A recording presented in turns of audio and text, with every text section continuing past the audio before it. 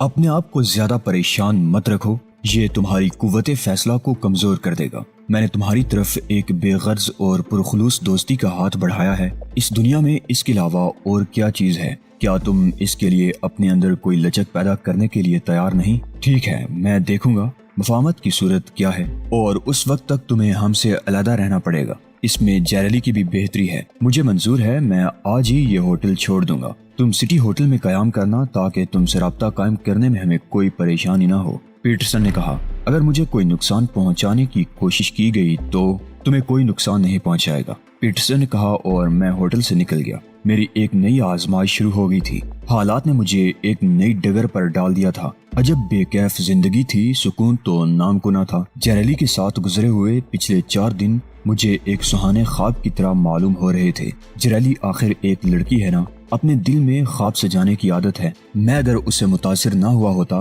تو کبھی یہاں نہ رکتا اور فوراً پاکستان کا رخ کرتا۔ جیرلی نے مجھے روک لیا تھا۔ عورت اکثر اوقات مردوں کے لیے پاؤں کی بیڑیاں ثابت ہوتی ہیں، لیکن اگر مفاہمت کی صورت میرے مزاج کے مطابق نہ ہوئی تو میں بیڑیاں کاٹ دوں گا۔ سٹی ہوٹل پہنچ کر میں نے بکنگ کلرک سے خالی کمرے کا استفسار کیا۔ بکنگ کلرک اپنی سیٹ پر یوں بیٹھا تھا جیسے میرا ہی انتظار کر رہا ہو۔ وہ مجھے بڑی خندہ پیشانی سے ملا اور ایک کمرے تک میری رہنمائی کی۔ اس کا یہ سلوک مجھے حیرت زدہ کر دینے کے لیے کافی تھا، لیکن میں اس قدر پریشان تھا کہ کلرک کے سلوک نے مجھے چند ثانیے کے لیے چونکا دیا، لیکن اس کا یہ حسن سلوک میرے خیالات میں رکاوٹ نہ بن سکا۔ آپ کو کسی چیز کی بھی ضرورت پڑے، آپ بیل کا بٹن دبا کر مجھے اپنے کمرے میں بلا سکتے ہیں، وہ میری جانب جھکتا ہوا بولا اور اسی طرح کمرے سے باہر آ گیا۔ سارا دن میں سوچوں کے تانے بانے میں الجھا رہا۔ رات ابھی زیادہ نہیں گزری تھی کہ کمرے پر دستک کی آواز سن کر میں چونک پڑا۔ اٹھ کر دروازہ کھولا تو سامنے ایک شخص کھڑا تھا۔ لمبے چوڑے وجود پر سیاہ لبادہ اس کو بہت حد تک پراسرار بنا رہا تھا۔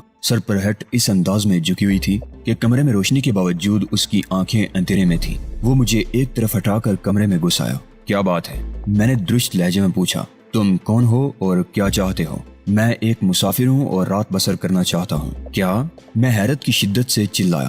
بھائی، یہ انٹرنیشنل ہوٹل ہے، کوئی سرائے نہیں۔ جا کر بکنگ کلرک سے رابطہ قائم کرو۔ جی نہیں، میں آپ کے کمرے میں رات بسر کرنا چاہتا ہوں، اس نے ڈٹائی سے کہا۔ اس کے پراسرار لہجے نے میری ریڑھ کی ہڈی میں سردی کی تیز لہر دوڑا دی۔ چند لمحوں کے لیے مجھے خوف نے جکڑ کر رکھ دیا۔ میں نے بٹن دبانے کے لیے ہاتھ بڑھایا، لیکن اس نے اپنا ہیٹ اتارتے ہوئے بٹن دبانے سے مجھے روک دیا۔ جو ہی اس نے ہیٹ اتارا، میرے رونگٹے سرسرانے لگے۔ یہ وہی شخص تھا۔ اس کی آنکھوں میں شکرے کی چمک تھی۔ اس کی آنکھیں میرے وجود میں دنستی ہوئی محسوس ہوئی۔ آپ سے دوبارہ مل کر بہت خوشی ہوئی، اس نے مصافحہ کے لیے ہاتھ بڑھاتے ہوئے کہا۔ اب اس کے ہونٹوں پر بہت پسندیدہ مسکراہٹ تھی۔ آپ؟ میں نے الجھے ہوئے لہجے میں پوچھا۔ جی ہاں، بکنگ کلرک سے مجھے پتا چلا تھا کہ آپ ادھر ٹھہرے ہوئے ہیں اور کچھ پریشان ہیں۔ جیسا کہ آپ کو علم ہے، میرا تعلق سائیکالوجیکل انسٹیٹیوٹ نیشنل سے، جو اقوام متحدہ کا ایک ادارہ ہے، اور میں اس میں ماہر نفسیات ہوں۔ وہ اپنی بات ختم کر کے پراسرار انداز میں مجھے دیکھنے لگا۔ یہ وہی شخص تھا جو عین اس وقت مجھے ملا تھا جب پولیس مجھ پر گولی چلانے کے بعد مجھے ایک بچہ سمجھتے ہوئے میرے عقب سے ہٹ گئی تھی۔ اس نے بعد میں مجھ سے اوٹ پٹانگ قسم کے سوالات بھی کیے تھے اور مجھے اپنا ایک عجیب و غریب قسم کا شناختی کارڈ بھی دکھایا تھا۔ یہ آدمی تو چلا گیا تھا، لیکن اس کے بعد مجھے یہی احساس ہوتا رہا تھا کہ میری نگرانی ہو رہی ہے۔ پولیس اگرچہ مجھ سے لا تعلق ہو گئی تھی، لیکن مجھے احساس ہو رہا تھا جیسے مجھ پر مکمل نگاہ رکھی جا رہی ہو کہ میں کہاں جاتا ہوں اور کس سے ملتا ہوں۔ اس کے بعد میں اپنی امی سے ملا تھا۔ بعد میں خفیہ پولیس نے پہنچ کر ان کو مطلع کر دیا اور مجھے بھی زبردستی کا مہمان بنا کر میری خاطر مدارت کی گئی۔ پیٹرسن کی بقول ان کا ایک آدمی خفیہ پولیس سے تھا۔ یہ بہت حیرت انگیز باتیں اس موجودہ شخص کے نمودار ہونے کے بعد وقوع پذیر ہوئی تھی۔ کیا اس کا تعلق بھی خفیہ پولیس سے ہے؟ اگر آپ چاہیں تو میں آپ کو اپنا شناختی کارڈ دوبارہ دکھا سکتا ہوں۔ جی، اس کی ضرورت نہیں ہے، آپ فقط یہ بتائیں کہ آپ کیا چاہتے ہیں، میں نے خشک لہجے میں کہا۔ میں صرف یہ چاہتا ہوں کہ آپ مسٹر پیٹرسن کی تجویز کردہ مفاہمت کی ہر صورت کو قبول کر لیں، اس نے کہا، اور میں بیڈ سے اچھل کر تقریباً گرتے گرتے بچا۔ آپ کون ہیں اور کیا کہہ رہے ہیں؟ میں نے بوکھلا کر کہا۔ یہ میں نہیں کہہ رہا، یہ آپ کی ممی کا حکم ہے۔ اگر آپ پسند کریں تو میں کیس ریکارڈ پر ان کا حکم آپ کو بائنہ سنا سکتا ہوں، اس نے کہا اور بانچیں پھیلا کر مجھے دیکھنے لگا۔ میں سناٹے میں آ گیا۔ کیا آپ کا تعلق انٹیلیجنس سے ہے؟ اگر ایسا ہے تو برائے کرم آپ پہلیاں بھجوانے کی بجائے مطلب کی بات کریں، میں پہلے ہی بہت پریشان ہوں۔ میں آپ کو زیادہ پریشان کرنا بھی نہیں چاہتا کیونکہ مجھے آپ کی ذہنی کشمکش کا مکمل علم ہے۔ آپ ہیں کون؟ میں انگلینڈ کی انٹیلیجنس بیورو کا ڈائریکٹر ہوں، اس نے کہا اور میں ڈر گیا۔ اس کی یہ بات میرے لیے ایک بم سے کم نہیں تھی۔ اپنے مخاطب کی اصلیت جان کر مجھ پر شدید رد عمل ہوا۔ ایک معمولی قاتل کے سامنے اتنی بڑی شخصیت کی موجودگی میرے لیے انتہائی حیران کن تھی۔ تم الطاف عالم کے قتل کا انکار نہ کرنا، کیونکہ اس طرح تم حکومت کے بہت بڑے انعام سے محروم رہ جاؤ گے جو تم نے ایک بین الاقوامی اور مجرموں کے ایک مضبوط تنظیم کے ایک فرد کو ہلاک کر کے لیا ہے۔ میں سمجھا نہیں۔ جب تم نے اس شخص کو قتل کیا تو تم قانون کی نظروں میں ایک عام قاتل تھے، لیکن جب مقتول کا پوسٹ مارٹم ہوا تو تمہاری تلاش زور و شور سے شروع کر دی گئی، کیونکہ پوسٹ مارٹم کے بعد تم ایک عام شخص نہیں رہے تھے۔ تنظیم نے بھی تمہیں معمولی قاتل تسلیم کرنے سے انکار کر دیا، کیونکہ ان کا جو شخص قتل ہوا تھا اس کے پاس لاکر کی چابی تھی جو تم نے استعمال کی، اور کوئی چرمی بیگ برآمد کیا جو تنظیم کے ہتھے چڑھ گیا، اور تم ایک غیر معمولی شخصیت بن کر سامنے آئے۔ وہ اپنی ناک کا داغ تمہارے ذریعے دھونا چاہتے تھے۔ الطاف عالم کے پوسٹ مارٹم میں کیا غیر معمولی بات سامنے آئی؟ اس وقت ایک منظم گروہ پوری دنیا میں منشیات اور دہشت گردی کا ذمہ دار ہے۔ اس تنظیم کو CIA کا نام دیا گیا ہے۔ اس کو امریکہ سے کوئی غیر معمولی شخصیت کنٹرول کر رہی ہے۔ وہ کون ہے اس کا ہمیں پتہ نہیں چل رہا۔ بعض اوقات ہمیں حکومت کی طرف سے اس تنظیم کے بعض سرکردہ لوگوں کو رہا کرنے کا حکم دے دیا جاتا ہے۔ مثال کے طور پر اگر میں کل پیٹرسن کو گرفتار کر لوں تو پرسوں مجھے وزیر اعظم حکم دیں گے۔ امریکہ کی ایک اہم شخصیت نے اس شخصیت کو چھوڑ دینے کی سفارش کی ہے۔ اس کے تمام تر جرائم کو پس پش ڈال کر اس کو رہا کر دیا جائے۔ یہ ایک حیرت ناک بات ہے۔ امریکہ میں جو بھی شخص اسے کنٹرول کر رہا ہے اس کی حکومت میں اعلیٰ سطح پر رسائی ہے۔ ہم نے امریکہ کے پریزیڈنٹ کے آس پاس رہنے والے تمام افراد کو چیک کیا ہے۔ امریکہ کی CIA اور روس کی KGB اس کا سراغ لگانے سے قاصر رہی ہے۔ منشیات کا یہ کاروبار کبھی روبا نہیں ہوا، بلکہ روز بروز اس کی وسعت میں اضافہ ہو رہا ہے، جو ہمارے لیے شرم کا مقام ہے۔ پیٹرسن تنظیم کے مختلف زونل ہیڈ کوارٹرز میں رابطے کا کام کرتا ہے۔ امریکہ میں اس تنظیم کو ہم نے بہت حد تک محدود کر دیا ہے، تاہم ضرورت اس بات کی ہے کہ اس تنظیم کے آرگنائزر تک پہنچ کر اسے بے نقاب کیا جائے۔ آپ نے تنظیم کی حیثیت بیان کر کے میرے رونگٹے کھڑے کر دیے ہیں۔ میں ایک معمولی آدمی آپ کی کیا خدمت کر سکتا ہوں؟ ہم عرصہ دراز سے ایک ایسے آدمی کی تلاش میں تھے جو قانون کا 07 بن کر ہمارے لیے کوئی خاطر خواہ کام کرتا۔ ہم نے اس میں بارہا کوشش کی، لیکن ہر بار منہ کی کھائی۔ کسی نہ کسی طرح اس شخص کو ناقص پھل کی طرح گروہ سے علیحدہ کر دیا جاتا۔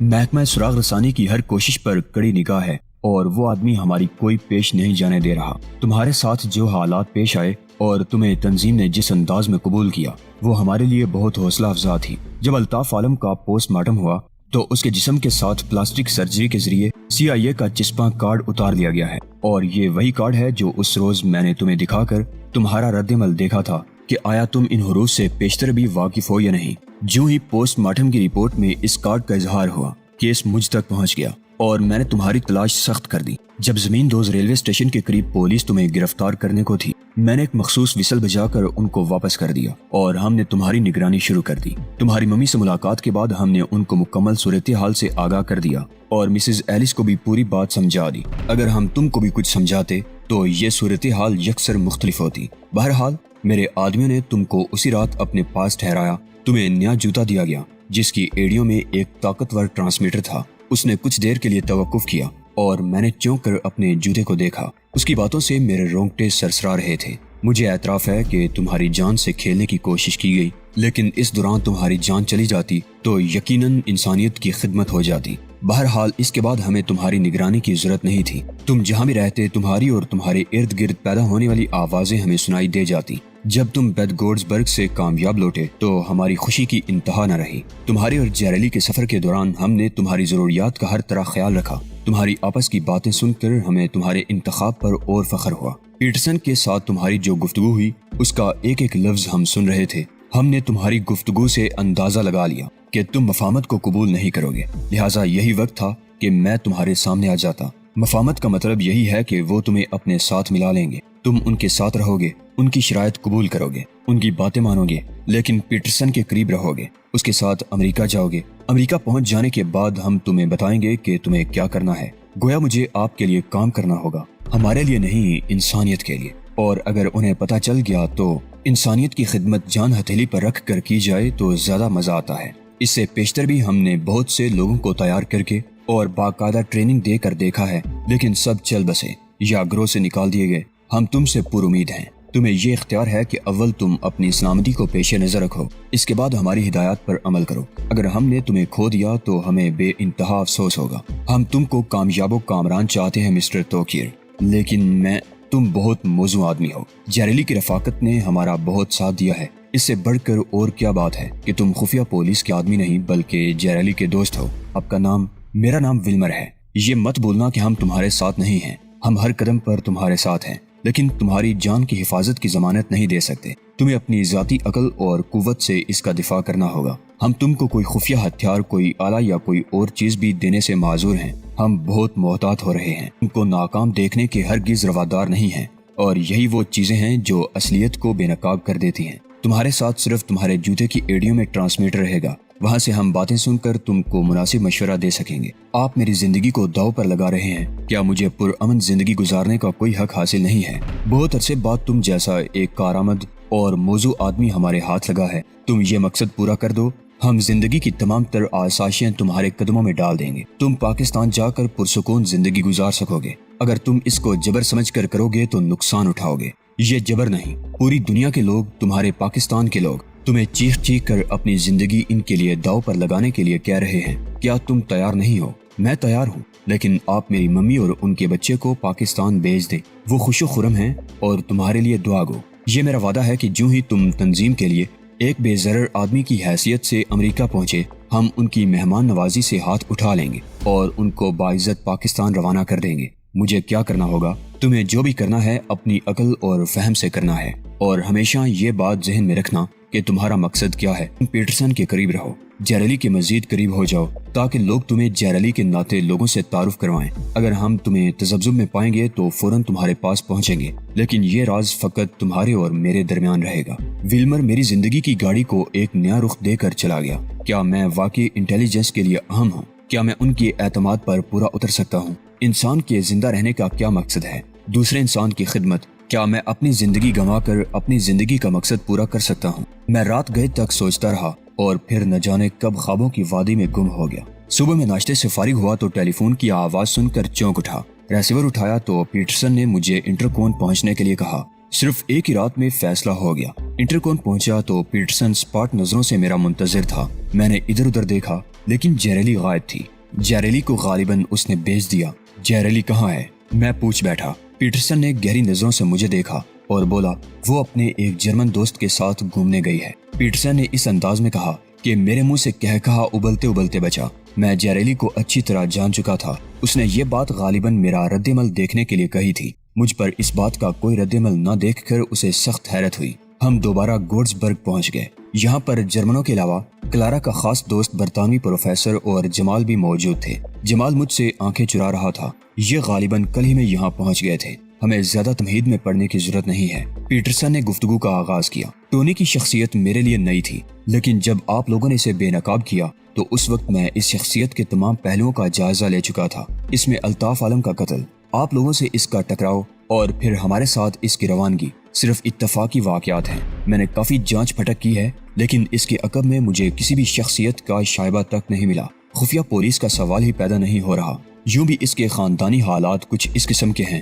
کہ اس کے دماغ میں جو انتشار ہے اس کو ایک رخ کی ضرورت ہے، اور اس کو یہ رخ دینے کے لیے میں نے اس کو تنظیم میں شامل کرنے کا فیصلہ کیا ہے۔ آپ لوگ اس بارے میں کیا کہتے ہیں؟ کیا آپ جیریلی کی وجہ سے ایسا کر رہے ہیں؟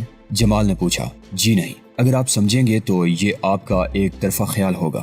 ہاں، البتہ میں اس کا اعتراف کروں گا کہ جیریلی نے اس شخص کو ہمارے ساتھ مفاہمت کی سفارش کی ہے۔ اگر یہ شخص تنظیم میں شامل ہونے کی شرطیں اور سزائیں سننے کے باوجود حامی برتا ہے تو ہمیں کوئی اعتراض نہیں۔